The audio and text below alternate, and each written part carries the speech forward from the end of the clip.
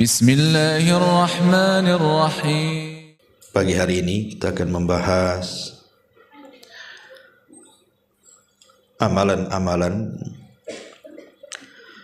yang akan masuk ke dalam kuburan dan akan membela orang yang dalam kuburan dari para malaikat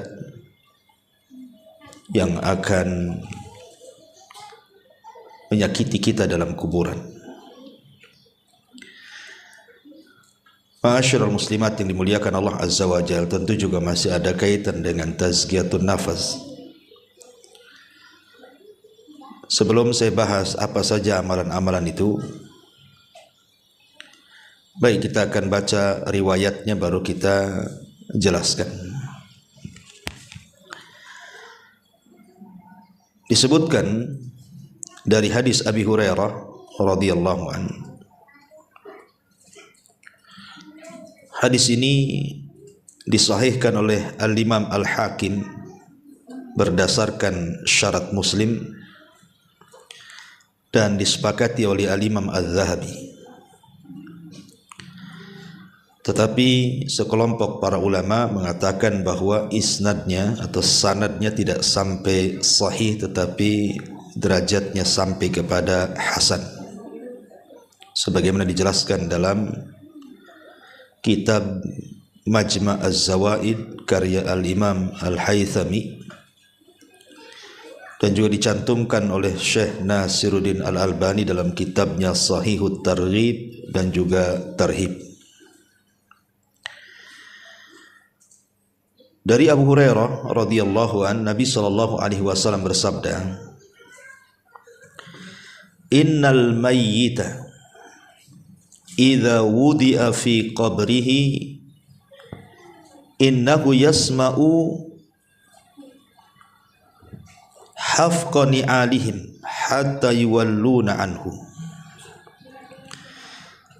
Sesungguhnya si mayat ketika diletakkan di kuburnya, maka ia mendengar suara sandal orang-orang yang mengantarkannya sampai mereka kembali pulang.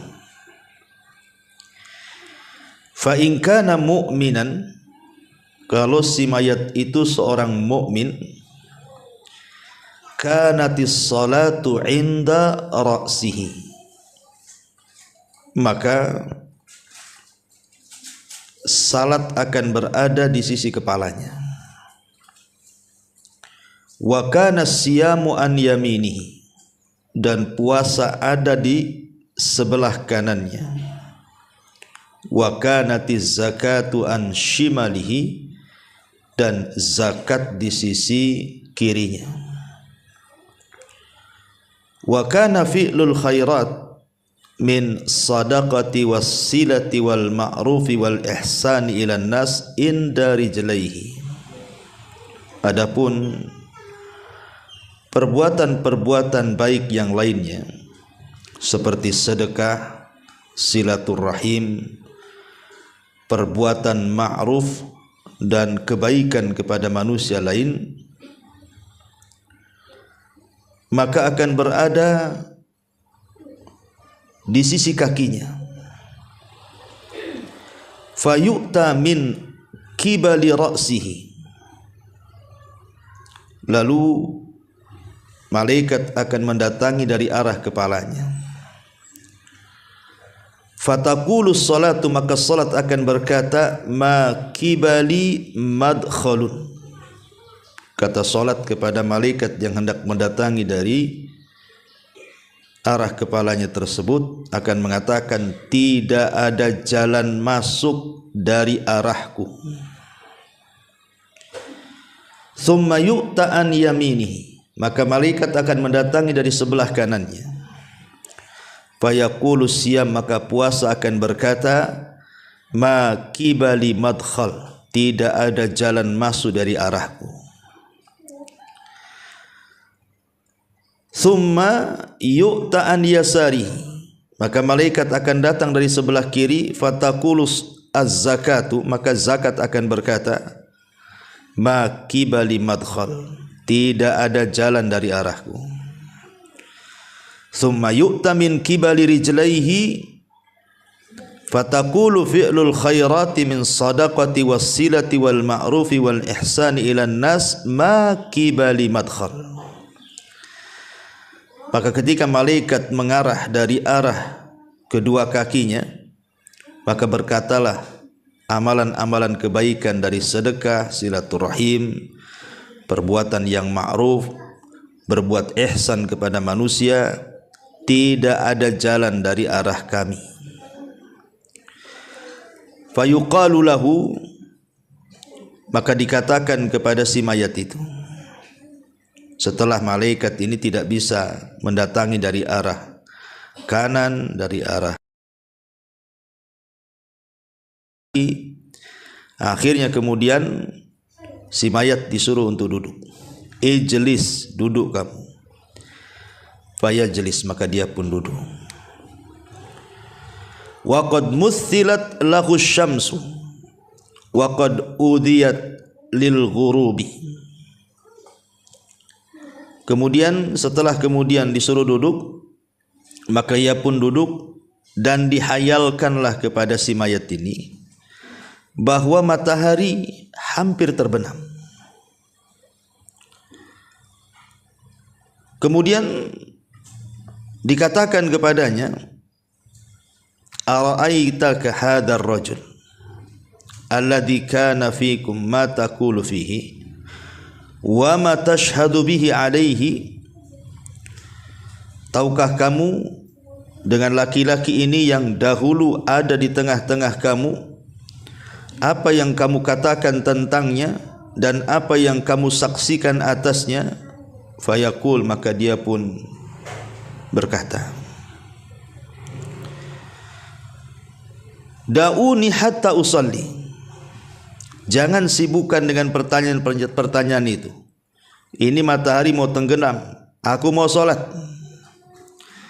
Fayaquluna, maka para malaikat mengatakan, innaka sataf'al akhbirna amma nas'al anhu. Kemudian dia pun mengatakan, kamu akan melakukannya, tapi kabarkan dulu kepada kami apa pendapatmu tentang laki-laki itu dan apa yang kamu saksikan atasnya. Kemudian orang ini mengatakan, qala fayaqulu Muhammadun asyhadu annahu Rasulullah. Yang kau tanyakan itu maksudnya Muhammad dan aku bersaksi dia adalah Rasulullah. Wa annahu jaa bil haqqi min indil, dan dia datang dengan kebenaran min indillah, dari sisi Allah.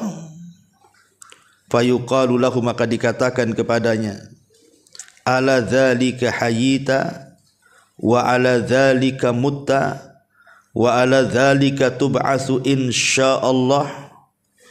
Kemudian dikatakan kepada si mayat ini, di atas hal itulah kamu hidup, di atas itulah kamu mati, dan di atas itu pula lah kamu akan dibangkitkan.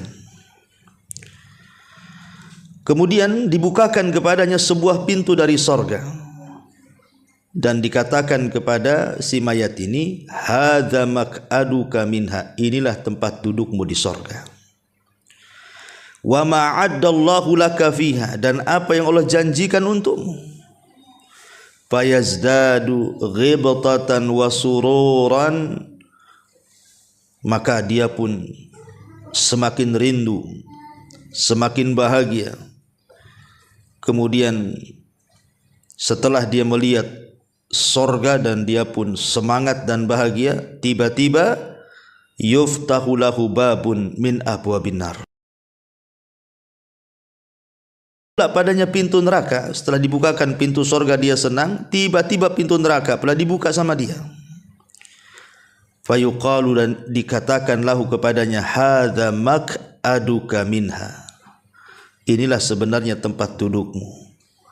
Wa ma'addallahu laka fiha, dan apa yang Allah janjikan untukmu, lau asaitahu, seandainya dulu kau di dunia bermaksiat. fayazdadu ghibtatan wa sururan, maka dia semakin senang karena tidak jadi kan dimasukkan ke neraka.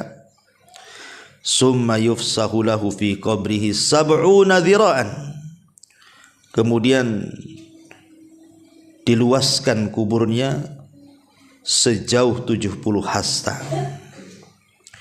Wa yunawwir lahu fihi, kemudian didatangkan cahaya yang tadinya gelap menjadi terang benderang dalam kuburnya. Wa yu'adul jasadu lima bada'a minhu, ya. Lalu dikembalikan ruhnya ke dalam jasadnya. Kemudian fataj'alu nasmatuhu fi nasami at-tayyibi, kemudian ruh yang sudah dimasukkan ke dalam jasad tadi dalam rupa yang sangat baik, wa hiya tayrun ya'luqa fi syajaril jannah, yaitu seperti seekor burung yang bertengger di pohon-pohon sorga. Qala fadzalika qauluhu ta'ala, itulah makna daripada firman Allah Subhanahu wa taala, yutsabbitullahu alladhina amanu bil qauli tsabit fil hayatid dunya wa fil akhirah. Allah akan meneguhkan orang-orang yang beriman dengan ucapan yang teguh di dalam kehidupan dunia dan di dalam kehidupan akhirat. Surat Ibrahim ayat 27. Inilah teks hadis yang kita akan bahas di pagi hari ini. Ma'asyiral muslimat yang dimuliakan Allah Subhanahu wa taala, lihat kisah tadi, bagaimana orang-orang yang beriman yang ketika di dunia banyak mengamalkan amal saleh. Dari amal-amal yang disebutkan dalam hadis ini, amal-amal itu akan masuk ke dalam kubur dan akan membelanya. Kita urut dari berdasarkan riwayat ini. Pertama, salat. Salat inilah yang akan membela kita di kubur kita. Maka jangan pernah meninggalkan salat. Kenapa kemudian permasalahan kubur itu harus seorang muslim itu lebih memperhatikan dengan sangat dalam? Karena Utsman bin Affan radhiyallahu anhu apabila diingatkan soal kubur itu langsung menangis, Bu. Beda kalau diingatkan dengan akhirat padahal ada neraka di situ. Tapi Utsman biasa-biasa saja.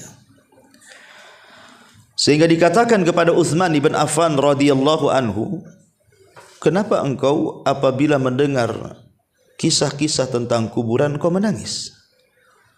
Tapi kalau diceritakan tentang akhirat kamu biasa-biasa saja. Maka Utsman bin Affan radhiyallahu anhu mengatakan, celaka kalian. Bukankah kubur itu raudun min riyadil jannah au hufratun min hufarin nar?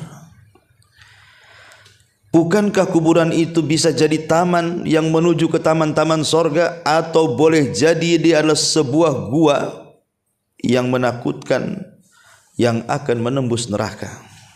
Itulah aku menangis. Makanya dari sini salah satu amalan yang sangat luar biasa bisa menyelamatkan kita di kuburan itu adalah solat. Karena solat akan masuk ke dalam kuburan kita dan dia akan menjaga kepala kita. Jelas-jelas dia membela ketika malaikat akan datang kepada kita. Dia pun membela kepala kita dan mengatakan, tidak ada jalan untukmu ke sini. Subhanallah, dari sini solat itu penyelamat. Kemudian yang kedua, solat itu adalah ibadah yang paling efektif untuk menggempur dosa. Dalam sebuah hadis Nabi SAW mengatakan, ara'aitum law anna nahran bi babi ahadikum yagtasilu minhu kulla yawmin 5 marrat hal yabqa min daranihi syai'un? Qalu la yabqa min daranihi syai'un. Faqala an-nabiy SAW, fadzalika mithlu as-salawatil 5 yamhullahu bihinnal khataya, muttafaqun alaih. Kata Nabi SAW, bagaimana pendapatmu kalau engkau punya sungai di depan rumahmu itu dan engkau mandi 5 kali dalam sehari di sungai yang bersih, yang jernih itu? Bukankah aku akan bersih badanmu dari kotoran-kotoran, debu yang menempel di badanmu itu, atau daki-dakimu akan hilang? Maka sahabat tentu Rasul, kalau orang mandi 5 kali, ya habislah daki di badan tuh. Kata Nabi SAW, itulah solat 5 waktu. Sama dengan kita membersihkan di sungai sehari 5 kali. Lihat bagaimana keutamaan solat. Pertama, menyelamatkan dan membela kita di kuburan. Yang kedua, sebab terbesar dosa kita akan diampuni. Bahkan yang lebih hebat dibandingkan itu, Bu, solat itu penyebab terbesar kita akan mendapatkan nikmat di akhirat melebihi nikmat sorga itu sendiri. Sorga itu sudah nikmat, tapi ada yang lebih nikmat dibandingkan kenikmatan sorga. Apa itu? Ru'yatullahi azza wa jal. Kita akan melihat Allah. Maka siapa yang banyak solat, maka dia akan banyak melihat Allah. Terutama solat subuh dan solat asar, kalau kita senantiasa menjaganya. Dan itu berdasarkan hadis. Nabi SAW mengatakan dalam hadis yang dikeluarkan Bukhari Muslim dari Jarir ibn Abdullah al-Bajali, dia mengatakan, kunna julusan inda Rasulillah SAW, kami lo duduk-duduk di sisi Nabi. Idh nadhara ilal qamari lailatal badri, ketika itu Nabi melihat bulan yang sedang terang-terangnya karena waktu itu sedang purnama. Faqala, maka Rasul mengatakan, amma innakum satarawna rabbakum kama tarawna hadzal qamar la tudhammuna fi ru'yatihi fa in istata'tum alla tughlabu ala salati qabla tulu'i syamsi wa qabla ghurubiha faf'alu. Adapun kalian akan melihat Rabb kalian, kata Rasul, seperti melihat bulan purnama malam ini. Engkau lihat bulan purnama itu, maka sahabat melihat bulan purnama. Lah seperti itu engkau melihat Allah, tidak berdesak-desakan sedikit pun. Maka kalau kalian ingin melihat Allah dan kalian bisa, maka lakukan. Syaratnya apa? Kalau kalian mampu untuk tidak terkalahkan dengan sebuah solat sebelum terbit matahari, maksudnya solat fajar, wa qabla ghurubiha, dan solat subuh, maka kata Rasul sallallahu alaihi wasallam, faf'alu, lakukan. Dari sini istinbat para ulama bahwa salat itu adalah sebab terbesar kita mendapatkan nikmat ru'yatullah, melihat Allah. Dan itu juga berdasarkan Al-Quran surah Al-Qiyamah dari ayat 22 sampai ayat 32. Wujuhu yawma idzin nadhirah ila rabbiha nadhirah wa wujuhu yawma idzin basirah tadunnu alla yaf'ala biha faqirah kalla idza balagatit taraqi wa qila man raq wa dhanna annahu al-firaq wal taffatis saqu bisaq ila rabbika yawma idzinil masaq fala saddaqa wala shalla walakin kadzdzaba wa tawalla. Wajah-wajah orang yang beriman pada hari itu berseri-seri, kepada Tuhannya lah mereka melihat. Dan wajah-wajah orang kafir pada hari itu muram, mereka yakin bahwa akan ditimpakan kepadanya malapetaka yang dahsyat. Sekali-kali jangan apabila napas seseorang telah mendesak sampai ke kerongkongan, lalu dikatakan kepadanya, siapakah yang dapat menyembuhkanmu? Dan dia yakin bahwa sesungguhnya itulah waktu perpisahan dengan dunia, dan bertautlah betis kiri dan betis kanan, kemudian Tuhanmu lah pada hari itu kamu dihalau.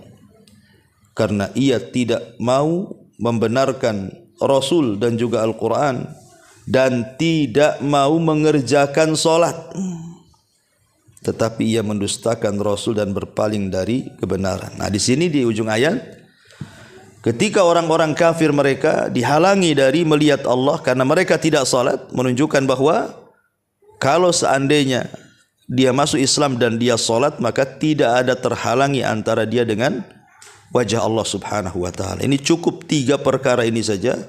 Ini sudah rahasia di balik salat luar biasa, Bu. Pertama, salat itu penyelamat kita di kuburan. Yang kedua, salat itu penggugur dosa terbesar. Dan yang ketiga, salat itu sebab terbesar kita melihat wajah Allah Subhanahu wa taala. Ini yang pertama. Yang kedua, sedekah. Sedekah, dan di sini juga disebut zakat dulu, kemudian sedekah.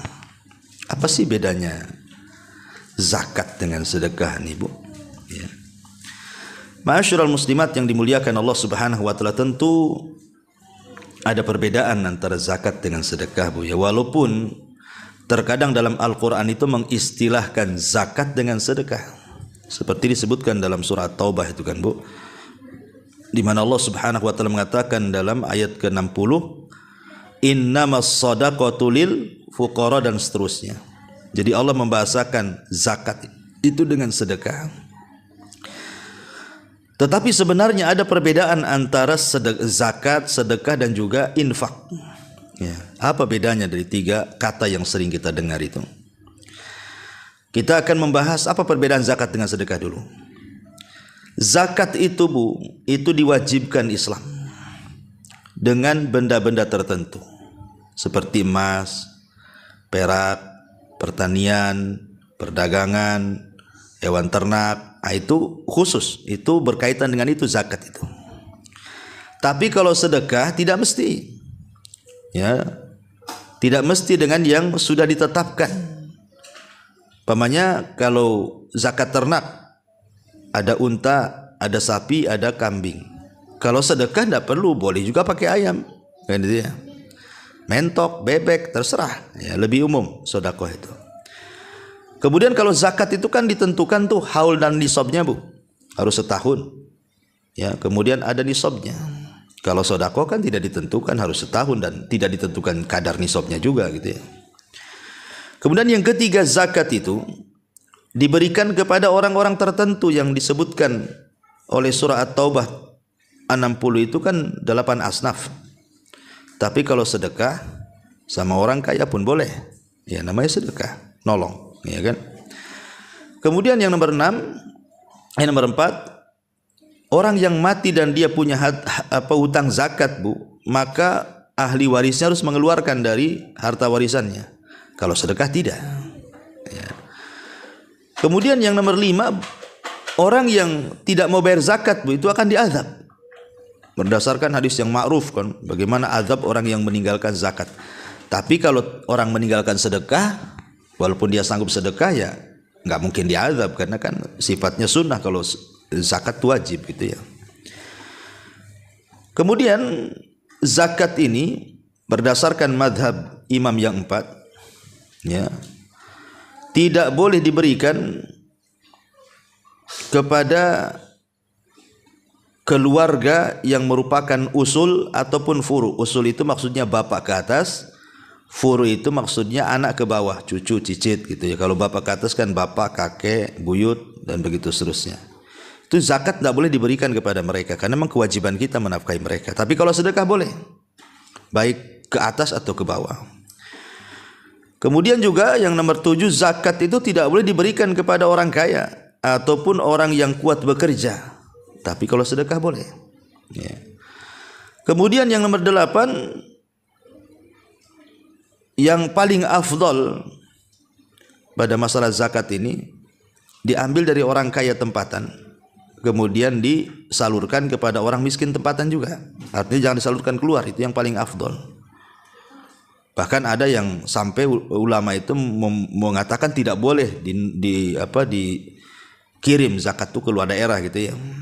Tapi kalau sedekah kan nggak ada khilaf, Bu. Mau ke orang dekat, mau ke orang jauh, boleh-boleh saja, nggak ada masalah ya. Kemudian zakat itu tidak boleh diberikan kepada orang kafir, tidak boleh diberikan kepada orang musyrik. Tapi kalau sedekah boleh, nggak ada masalah. Mungkin untuk melembutkan hatinya. Kemudian yang nomor 10, tidak boleh seorang muslim memberikan zakat kepada istrinya. Tidak boleh. Tetapi kalau sedekah boleh. Ataupun sebaliknya. Ya, jadi inilah perbedaan zakat dengan sedekah. Tapi kalau infak ini lebih umum, Bu. Infak ini tidak mesti harus dengan barang gitu ya. Pokoknya infak ini lebih umum, masuk padanya wakaf, hibah, macam-macam, dia lebih umum lagi ya. Tapi ini bukan tempatnya kita jelaskan. Yang ingin saya jelaskan, kenapa kemudian di sini disebut zakat secara khusus, kemudian sedekah secara umum dalam hadis ini. Karena nanti zakat itu akan membela kita dari arah sebelah kanan. Ya. Zakat itu dari sebelah kiri dulu ya. Sebelah kiri dulu, nah sebelah kanan puasa. Jadi zakat itu akan berada di sebelah kiri kita. Lalu apa sih keistimewaan zakat kok dia bisa membela betul-betul kita ketika di kuburan itu? Yang pertama, Bu, karena zakat ataupun sedekah lah secara umum kan, karena Al-Quran juga sering mengistilahkan zakat itu dengan sedekah. Karena kalau kita lihat keutamaannya, sedekah ataupun di dalamnya ada zakat itu, dia adalah ibadah yang sangat tinggi sekali nilainya di hadapan Allah Subhanahu wa Ta'ala.